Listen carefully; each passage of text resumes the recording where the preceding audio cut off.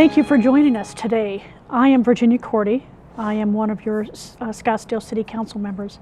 And we're here today with John Sather and Duke Ryder to talk about the Desert Edge, the new great vision for Scottsdale to celebrate our desert in many ways, not only on an educational level, but inspirational level and creative level. I think you're going to find the Desert Edge to be one of these great concepts that Scottsdale will be able to celebrate in the years to come. So just to give you a little bit of background on my, shall we say, participation with the Preserve. I'm a longtime community leader, business leader here in Scottsdale, and have been involved with the Preserve efforts since the early 90s. I chaired the original McDowell Mountain Task Force committee that came up with the whole idea and the concept and the taxing mechanism for our McDowell-Sonoran Preserve. I also served on the Preserve Commission for several terms. I served on the McDowell-Sonoran Conservancy Board and Advisory Council, and am currently a steward with the Conservancy. And have been dedicated to preserving our preserve since its concept. And that concept goes way back really to the 80s, but we're going to talk about that in a little bit. So here I would like then to turn it over to John Sather for a little bit of introduction and his role in our Desert Edge and our preserve. John? Thank you, Virginia.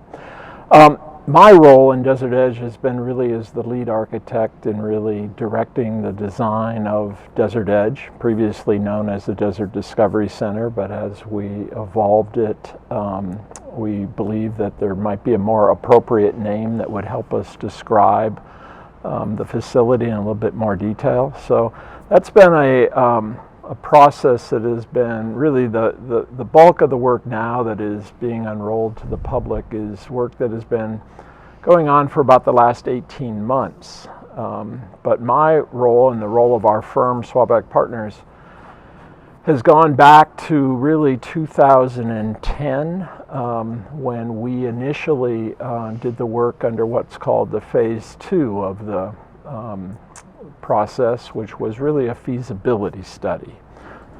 And through that, we evolved through a couple of years a report that was presented to the City Council, to the community, in the phase 2 feasibility piece that really asked some basic questions of would something like the Desert Discovery Center really be feasible? And what would be the basic concept? So that was kind of the basic idea of phase 2. Then it went into a phase 3 that we participated in a bit, which was another citizen-appointed group by the City Council, which really tested some of the results of phase 2, but also looked much more deeply into the funding mechanism of how we might fund a Desert Discovery Center. And in that phase, it really resulted in what became clear that to take on something like this and really to get the right people involved, it needed to be a public-private partnership. So there was a lot of thought as to how that might evolve, and ultimately that was described in a phase 3 report. The current work is work now that is really a much deeper. It went into what we as architects would think of as schematic design. And we really began to collaborate with a large team, including Arizona State University, which you'll hear about a little bit in this program, and a group in New York named Think. Think is an internationally renowned design group based on experience design, really exhibit design, although exhibit design is really a dated term. What we're really looking for is a much more evolved experience when you're at Desert Discovery Center. And so it's really beyond looking at static exhibits and things that much more engage the participants, the visitors, etc. So roughly that's an overview of our process. And Thank you, John. Thank you. So, Duke, a little bit of self-introduction and Sure. and your role in this process, which I know you have been very much involved the last several years. So I'm a senior advisor to the president, former dean of the College of Design. That would be architecture, planning, the built environment. And in my role here, I'm representing the university to think about how we can be a great supporting partner in the research that could take place in the desert. We have a lot of faculty members who are absolutely dedicated to the sustainability of the environment here. Great expertise. And so how can we, in concert with John and all the others, contribute the content that could be in this place, and that people could talk to someone who's really looking at the desert in a very specific way and revealing things about it. And so as a partner, I think we're there to help with that content, to illuminate people's understanding of the desert, and be a contributor all around. We're certainly working with Think, we're working with John. I think it's our obligation as a university to contribute to the greater good, and this would be a good example of it. Thank you, Duke. I think ASU's involvement is really critical to the role that I believe the Desert Edge is going to play in the future of our communities. So I would like to, before we go into talking about the Desert Edge, to talk about just some of the history, and John has done a great job in the phase 1, 2, 3, and 4 of our Desert Discovery Center today, Desert Edge. Let's talk a little bit about how that threaded into our preserve efforts. So really the Desert Discovery Center was a concept back in the 1980s, and in fact 1986 there was a small study done. It was a vision of Florence Nelson. Florence and Jerry Nelson were developers, and they developed Troon and Troon North. And the Desert Discovery Center, or Desert Center, was a long-time vision of Florence to be that educational, interpretive center that could educate our children and our citizens around the specialness of our Sonoran Desert. That site, the original site for the Desert Discovery Center was around Pinnacle Peak, but with back in the 80s. But with development that occurred, and plus the Pinnacle Peak Park, that just did not become viable, and we realized that back in the 90s. So to get a feel for how long the Desert Discovery Center has been a vision, it was envisioned as part of the preserve from the original McDowell Mountain Task Force back in 1993. Because I was there, we talked about the value of an interpretive center, a museum type that celebrated the desert and was an educational venue, and that educational venue was and still is a critical definition of what this Desert Edge is. The 1995, the McDowell Sonoran Preserve Commission, after the tax was passed back in 1995 to increase our sales taxes, the Preserve Commission identified the Gateway as the location for a potential center, a museum, an interpretive center. And from that time on, from 95 to today, there have been many studies, as John referred to, not only around what the Desert Discovery Center could be, but also location, because location tends to be one of those incendiary points with some critics. And I just would like to be clear that the Gateway has been the location since 1995, and it continues to be the location because it's the best location. So how this latest version of the Discovery Center today, the Desert Edge, really got started after 20 years of some work and some hibernation, was that there was a group of Desert Discovery Center advocates that got together and raised $250,000 to to move this vision, this great vision, grand vision, forward. And they responded to an RFQ put out by the city in 2015, and and today the response to that proposal, response to that request for proposal, is today's Desert Edge. So with that, I'm going to turn it back to John to kind of start talking about what the Desert Edge is, defining better what the experience and the experiences are, some funding mechanisms, and then we can get into more of collaborations and who's collaborating and really what's ASU's vision for this, because I think it's much bigger than Scottsdale, it's much bigger than the Sonoran Desert, and I think that's one of the most exciting things about this. So John? So let me step back a little bit, because as one listens and maybe gets wrapped up into this phase 1, phase 2, phase 3, phase 4, you begin to wonder, is this city government run amok again, just restudying? And we were not involved in phase 1. Our work began in phase 2, but what I think the citizens of Scottsdale should understand is this has been an evolutionary series of studies that at each point went deeper and deeper.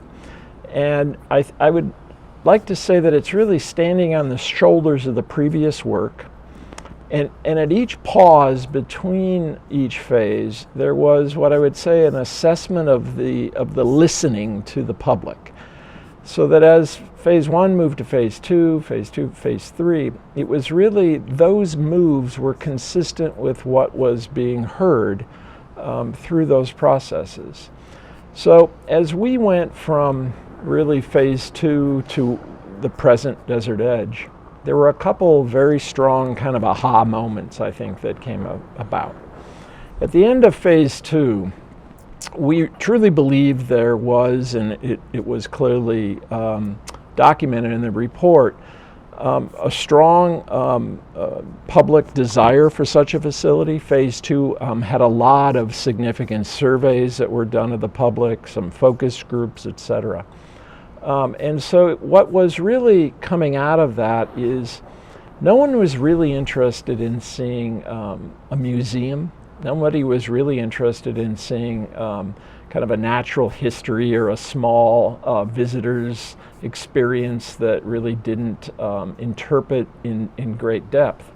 But something more, and something more would be something more than what we like to think about museums being refrigerated boxes, but maybe something that is much more place-based, something that is really beginning to blur the lines of an interior space to an exterior space, and something that would really be appropriate to the desert. But there was also kind of a standing back of the group at that time, which said, we did in phase 2 a study that seemed to evolve a pretty good place. But the reality is we probably could raise the bar on this. If we raise the intellectual content, the educational content, and perhaps the research content. So we began to think about who would be great partners. And that is when we approached Dr. Crow at Arizona State University and really laid out the idea of what at the time Desert Discovery Center, now Desert Edge, might be as an opportunity for a partnership for ASU. And I'll let Duke really go into that in more detail, but the answer really made a lot of sense in that this was an area of study that and the resources of Arizona State University being brought into this could make it a much more dynamic place, much more of a place that perhaps every time you visited there would be a different experience as opposed to maybe very static kind of exhibits and design. So that plus the idea of really not making a building that would be big and bold, sitting out next to the gateway, but something that really began to be an integrated piece of architecture was really what set off this phase as a really good direction.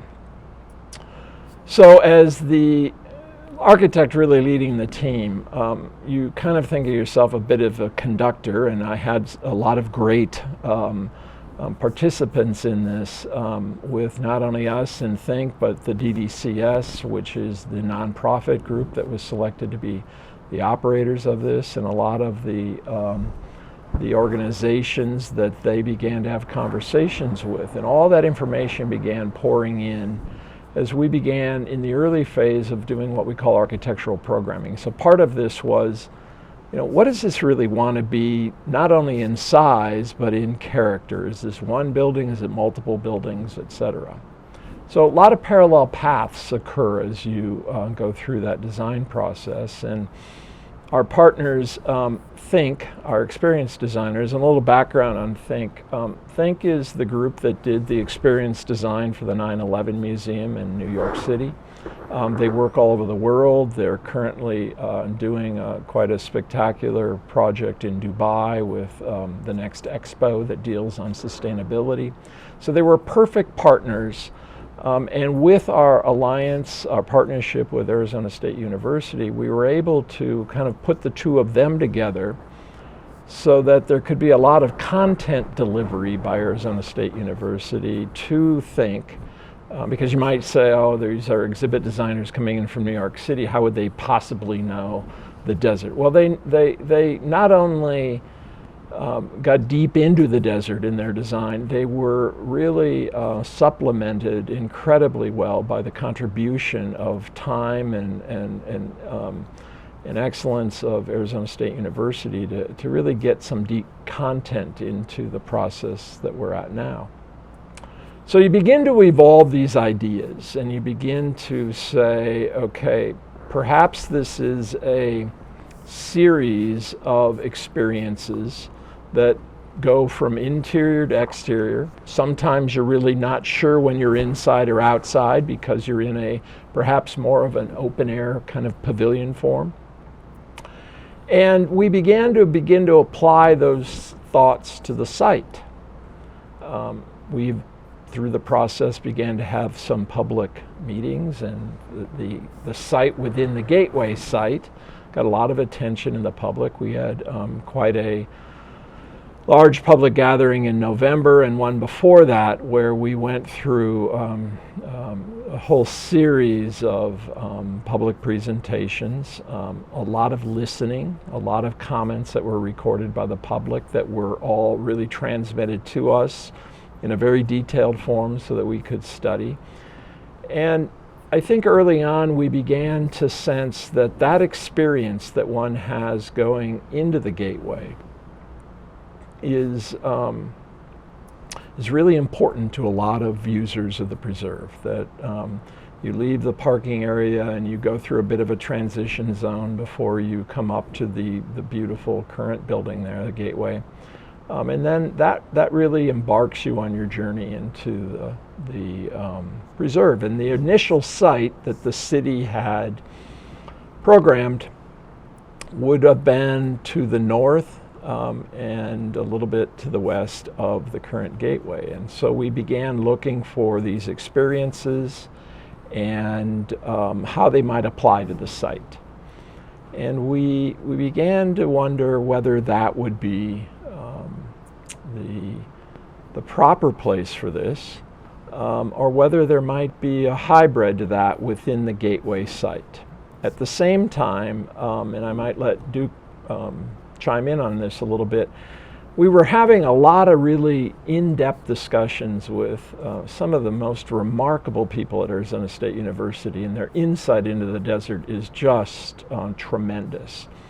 And so that information that began to come forth really played a lot into what is Desert Edge going to be, and what is that experience. So let let Duke speak a little bit about the beginning of that partnership that we had, and how Sure. some of those great collaborators began to give us a lot of knowledge that was very helpful in our work.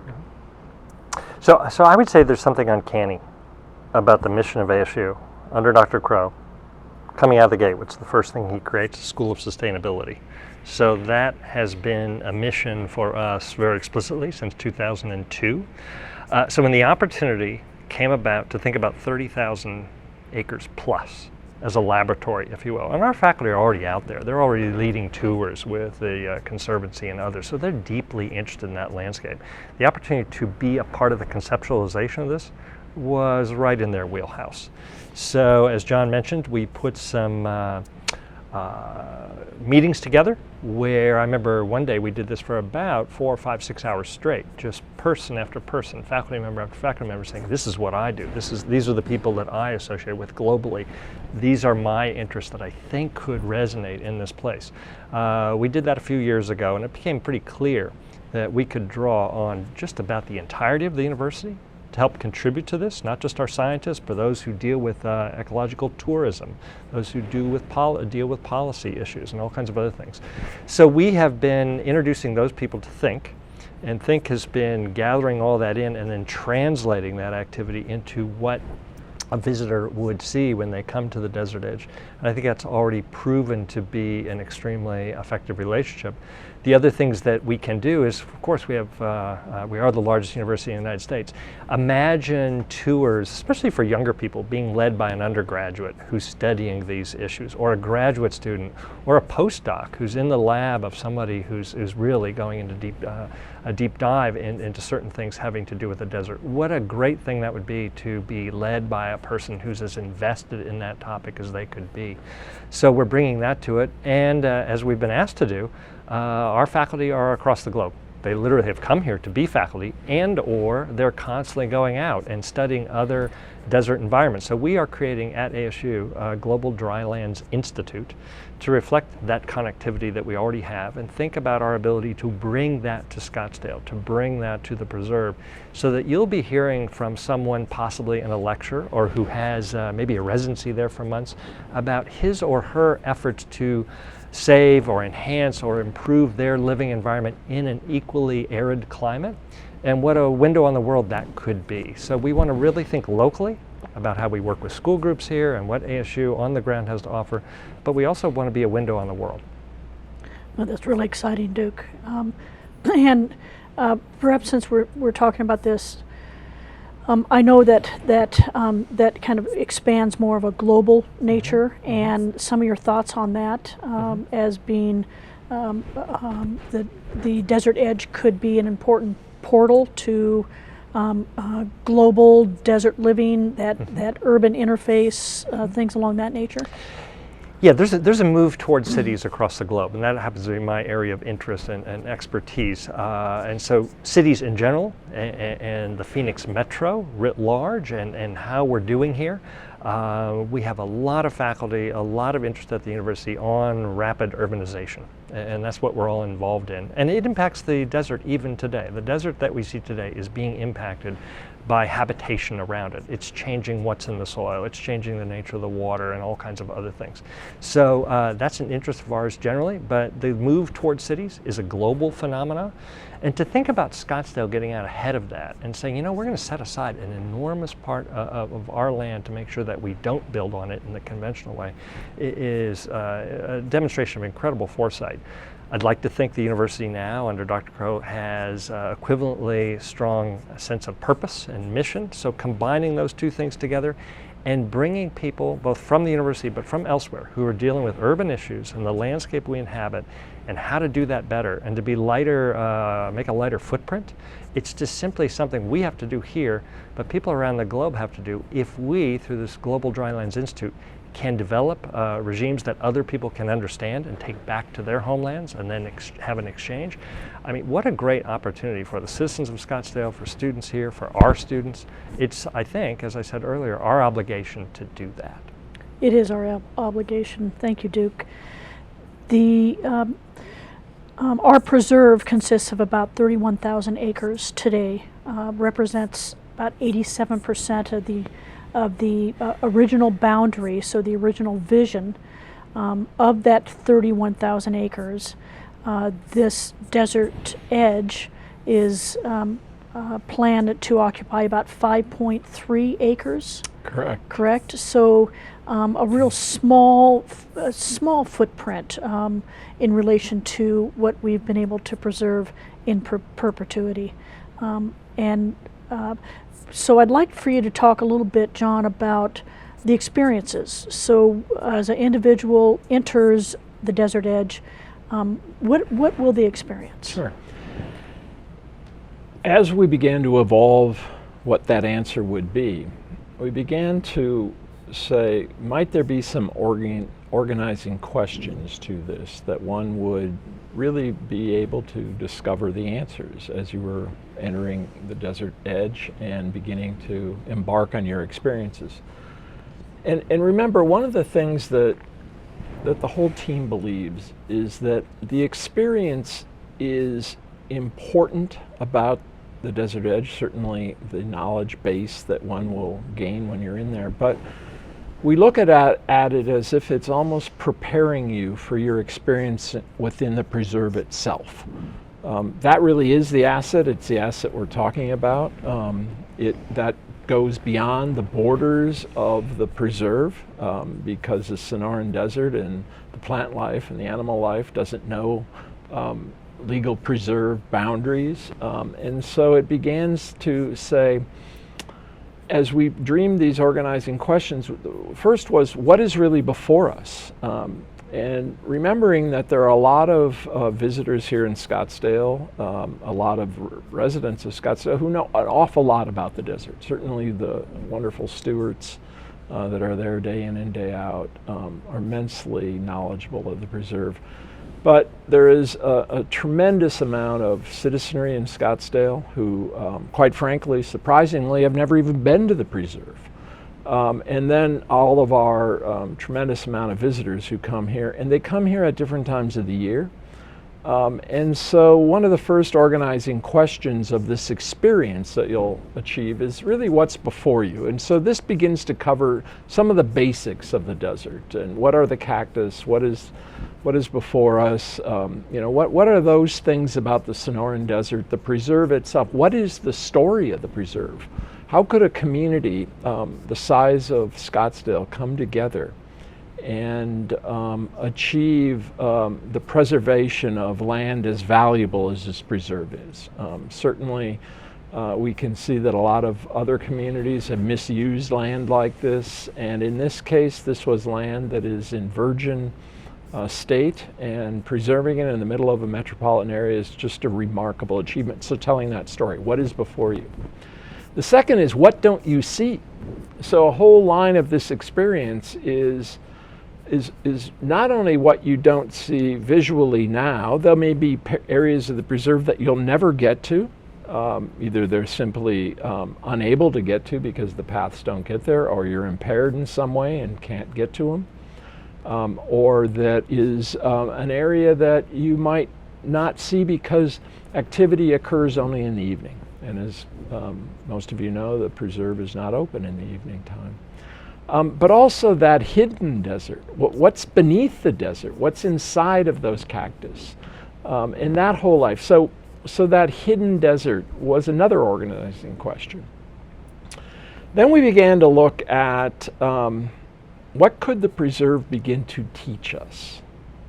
It's a wonderful act to preserve a piece of land like this and to recreate on it and hike on it. But beyond just the basics of the desert, could we learn something about adaptation of us as citizens who reside here in the desert? Could we learn something from the way that the cactus or the animals survive in the extreme heat or the cold or the great temperature swings that we have at various times of the year? So really, what is that question about adaptation? So that could be a whole nother area of the experience. And then lastly, if one stands and looks at the preserve and sees the tremendous beauty of it, say you're doing that off of Thompson P. Parkway, but you turn around and you look towards the city, which is what man has built. You can say, what could we learn at the desert edge that would help us in the future? And that is where we had a really immense amount of information coming forth out of Arizona State University and things like their GEOS program within it. This is information that perhaps the average teenager of North Scottsdale or anywhere in any desert who might come here is unaware of. Certainly they can go to the web, they can go to ASU and get it, but this begins to be a remarkable venue for the dissemination of that information. And so all that began to really begin to weave together in this experience. What I wanted more than anything out of this, and this is really kind of a personal piece to this, is I came here 44 years ago as a student at Frank Lloyd Wright School of Architecture, and I lived at Taliesin West, and I lived in what we affectionately called tents, which was Frank Lloyd Wright's belief that to understand the desert, to become a great desert architect, you must really live in the desert and live very close to it. So I lived for several years in an open air pavilion, and woke up in the morning and understood the rush of cool air coming down the washes, or in the shimmering heat of the hot days, or even after a rainstorm, and begin to feel the scent of creosote. So these are experiences I could never get if I was just living in an apartment. And so as I got this work and began to get involved in it, I began to think these are experiences that the average visitor does not have. And so how could we make the architecture itself part of this? So as you enter Desert Edge, you're really in a compound. You're in a compound of 8 what we call linked desert pavilions. These would be open air structures that can enclose in the warmer times of the year, open up and gather things like the cool air of the morning, and perhaps close a little bit later in the daytime to capture that air. And then also in the beautiful times of the year, the February, Marches, when we can just be open air, that these be totally open. So that experience is never one of as I often refer to, refrigerated box. And so when you come in, you will first go through an area that is very similar to Gateway a little bit, where you're crossing a wash, and you begin to get drawn into our first area of experience that we call our Sonoran Steppes. This is an area that is backdropped with just a pristine view of the McDowells. It is an area that is a series of very abstract and interesting sitting area, gathering areas, and it is a place for a lot of ongoing public presentation. So your first exposure to Desert Edge will be one that will be interactive with presenters, perhaps some from Arizona State University, perhaps some of the staff of Desert Edge, and also other partners that we'll have. Then we'll begin to weave you through these series of pavilions that deal with everything from the Bahada view to talk about deep time of the mountains and how the mountains were formed, to very dynamic, rotating types of exhibits. So the idea is that it's a free flow. It isn't a purely directional point A to point B. And ultimately, part of your journey will take you to the area that we have set aside for Arizona State University to participate. And maybe I'll let Duke speak a little bit about that. I think the difference that we can contribute to this from other places where you go to be either entertained or amused or just take in a little bit, but then you move on, you're going to have an authentic experience with a researcher there. The people who want to be on the site, and can imagine if you've dedicated your life to the desert, to the plant life, to the geology, to the animals that live there, whatever, the opportunity to have your place in that facility, on that site, is extraordinary. So encounters with people who are bringing another level of engagement, and I often talk about it on the most incredibly wide spectrum that you can imagine. As John just pointed out, when you arrive at the Desert Edge, you look out and a lot of things will be explained to you that you can see with the naked eye. What our people can do is show you what you can't see. Some of this is at the molecular level, and they'll say, do you understand this is what's happening in the soil? There's a whole world in the soil, and by the way, that soil tells us what we're doing as we inhabit the area around it. And we also have an incredibly vigorous space exploration program right now. The ability to understand this preserve and the globe as we know it from above, and the clues that our instruments now give us about what's happening, about warming, or where water is or isn't, or where water is moving, and all kinds of things. So at that molecular level, or from thousands of miles above, we can, through our research and the people on site, say, this is also what's happening there. And I think in every case, a lot of this is dedicated to being future forward. It's not just about what is, but what will be, and you as a young person, maybe going into a STEM field, what your contribution could be to it, maybe to inspire some of the people by virtue of what John and Think are doing, but maybe to meet somebody who's actually doing that, and the satisfaction they're getting from their career by being on that site could be inspiring, could change lives, could change minds and careers for people. It's very exciting. Thank you, Duke. So perhaps it's time to move on, as I'm sure our audience is interested in. So how are we going to pay for this? What's the cost? This Desert Edge and the last 18 months of work has laid out a operating plan and cost. Would you like to talk a little bit about that? And then perhaps we finish our conversation with the next steps. What are the next steps? So let's talk about funding. One of the ideas in this current phase was to make a smaller building, a smaller footprint from what had previously been talked about in the phase 2 work.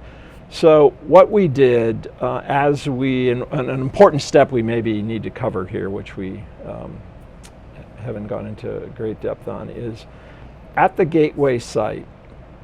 One of the aha experiences we had in design was that thinking about relocating it within that Gateway site. So as we looked at the property in more depth, and we were listening to the public, and we were concerned about the visual impact of Desert Edge from the adjacent neighbors, we found an area behind, those of you who know Gateway, there's an equestrian area, a maintenance area to the south within the parking area. And there was an area behind that we began to feel answered a whole lot of questions. It kept the Gateway existing experience as it is, as you go through that beautiful structure. Relocating this adjacent and behind this maintenance building gave us more experience, because there's a wonderful wash there that we can use in our interpretation.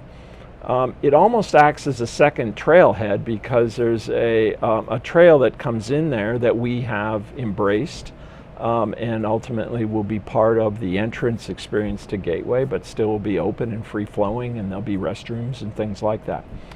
So when we kind of focused the design over there and began to look at costs, we knew one thing in developing the costs is that this building should be consistent with what I call the emerging architectural typology of the preserve. A lot of architects speak there, but if you stand back and look at the great buildings that have been constructed already in the preserve, the various trailheads, they're all remarkable pieces of architecture. And they are built in a way that I would call a very sustainable way, in that these are buildings that will be there for a long time to come. So as one begins to budget this, you don't think in terms of a short lifetime of a building, as many kind of office buildings and things that we know are going to be changed and molded. These are buildings that need to be there. They need to be there perhaps for 100 years. So as the budgets were studied, we ultimately came with an overall all-inclusive budget of $61 million. That's broken down into a variety of big pockets. The buildings themselves are roughly $33 million. Then we add to that approximately 15 for the exhibits, and then the fees, the staff time and costs, and all the other related costs that it takes to build a building, and ultimately. So a much smaller number, less number than was originally part of phase 2, which was part of our goal. And remember, the phase 2 numbers, that was in 2010 those numbers were developed. So we have 7 years of inflation, and the average inflation across the United States, many of you may know, is not very high, but inflation in the construction industry is high. So if you inflated those original numbers to what it is today, the number would have been much higher than it was at 75 million. So we're significantly below that. We have our current numbers, the 61 million, not only include the facilities and the exhibits at Gateway, but we initially, in the design process, as we started thinking about a smaller footprint, started thinking about, could there be a support site? Does everything have to be at the Gateway? So we began to think about what we call essential uses, because we truly believe this had to be in the desert to really interact with it, to speak to it, to draw it inside these open air pavilions for interpretation. But we began to say, okay, in times when we have a lot of visitation, perhaps we don't need all the parking here. Perhaps we don't need storerooms and some administrative offices. So we talked about the idea of a close by support site, perhaps on city-owned land.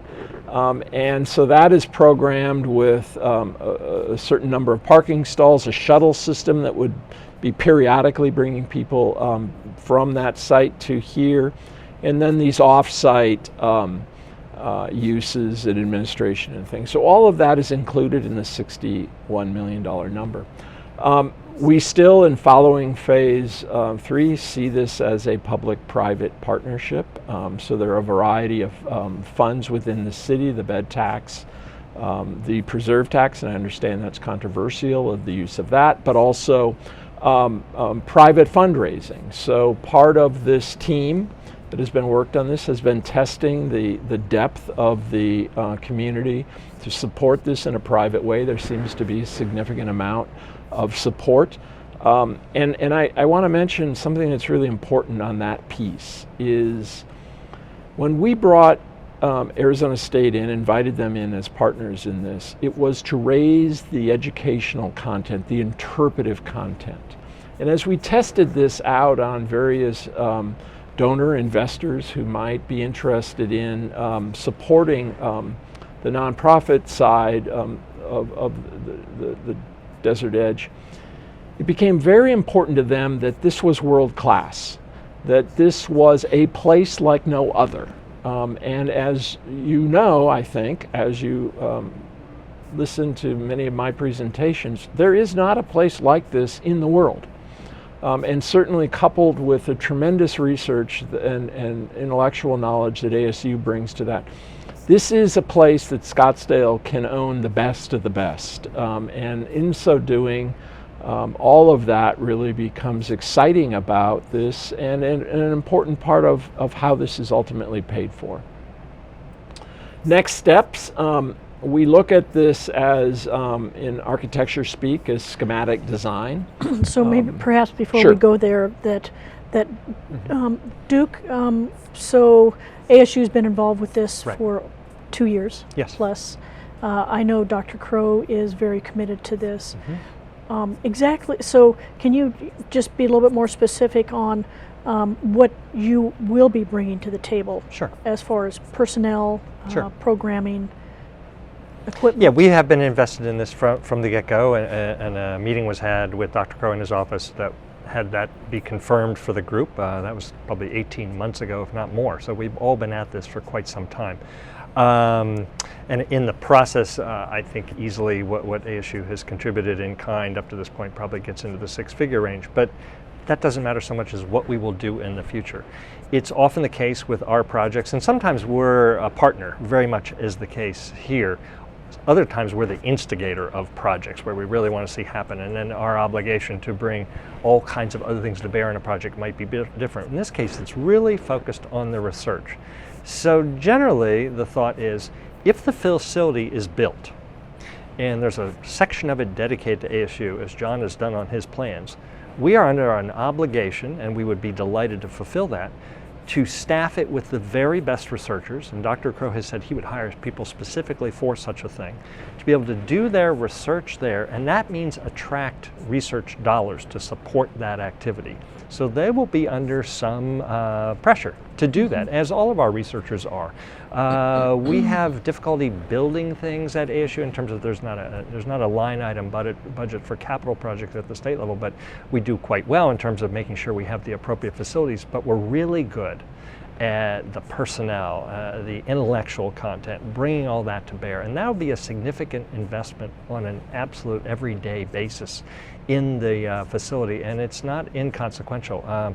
High-level research is a little bit like athletics. You get what you pay for. You bring the best and the brightest there. They, in turn, will have others follow them, and the research dollars will follow them. So we're fully prepared to do that once everything is defined, and I think we have a long way to go in terms of understanding the scale and scope of the place. But we're ready to step up and do that. We've made that commitment. Thank you, Duke. So next steps, talking about perhaps some construction drawings, etc.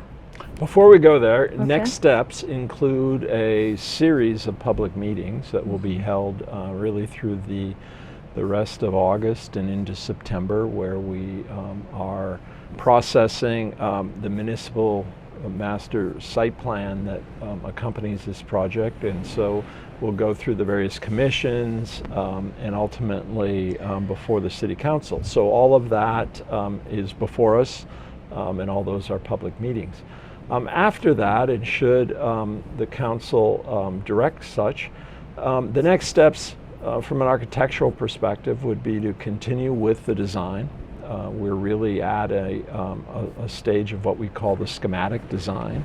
So we would go through a further development of that, refining the drawings, getting deeper into the intellectual kind of content of these exhibits and experiences. Begin to develop programs as to, one of the exciting things about this building is this project is not only what is defined now, but to dream about the future. And this facility is really a tool about thinking about the future and learning about what those possibilities may be. So as we look at some of our spaces within this, programs will be developed, symposiums, those types of things, where we really begin to use this once again in a very dynamic form. I almost think of this as a living structure, not that it's breathing. It's simply so dynamic that I go back to this. I want a different experience every time I come there. I don't want to just come there once, and so all of that begins to evolve in design development. Ultimately, that goes into more finished construction documents forms. Those go out to public bid, and ultimately we would begin construction of the project. Thank you, John. And I think you brought forward an important next step, and really the next step is the public outreach and the public input. There already have been meetings and ability for the public to come and talk to John, talk to the Think designers, answer questions. Also, there are several commission meetings scheduled to look at these documents, have a discussion, provide that the opportunity for public input, and that's critical. The end of September, the council will be having a work study session. So no action is taken at a work study session, but it will be an open dialogue and conversation around Desert Edge, and the council then will give some direction. The majority of council will give some direction on what they believe the next step is. So all of that has yet to be decided, but I believe that it has a very strong foundation and framework to move forward. Virginia, one thing we might mention, we refer to the reports, etc. All those reports are publicly available. They're on the City of Scottsdale's website under the Desert Discovery Center. There are also hard copies of those have been printed and are available at the city's libraries. And there are 5 key reports. There's an architectural one, the interpretive exhibit one, there's one on ASU's partnership, there's one on the whole business plan and all of the economics behind it. And then lastly, there's one on the operations. So that comprehensive 5-volume set, a lot of reading, a lot of executive summaries in those, so if you're not into reading hundreds and hundreds of pages. And a point I want to make on that is this is just not another study that the city did and we did it before, etc. These are evolutionary. I talked about it before. So there is, all of this is new content, new information than what was presented in phase 2. And it is all, it's all very detailed and should answer a significant amount of the public's questions as you go through this. Thank you, John.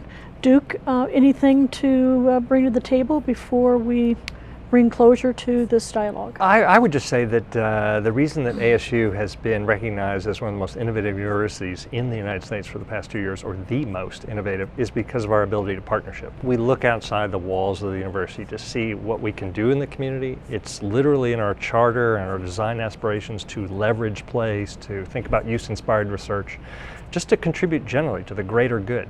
And so this project fits very neatly into the way we think about our obligations in the region and how to work with John, with Think, with you and others. We're delighted to have been invited to consider it. And if the project moves forward in the way that everyone expects, we'll be there to bring to the table what we said we would. And we're pretty excited about it. I can tell you the faculty and students who imagine themselves in this place, their excitement about that is palpable. Thank you, Duke. So with that, I will, it's time to just circle around and bring closure to this. I hope that you have a better sense for what the Desert Edge is. It is an evolution of 20 to 30 years of concepts and visions and ideas, and we have a real good sense for what Scottsdale and our community can do to further the whole inspiration that the desert provides us. The desert does speak to us. The Desert Edge is going to allow us to better listen to what it has to say. So thank you for joining us today, and we all appreciate it. Thank you.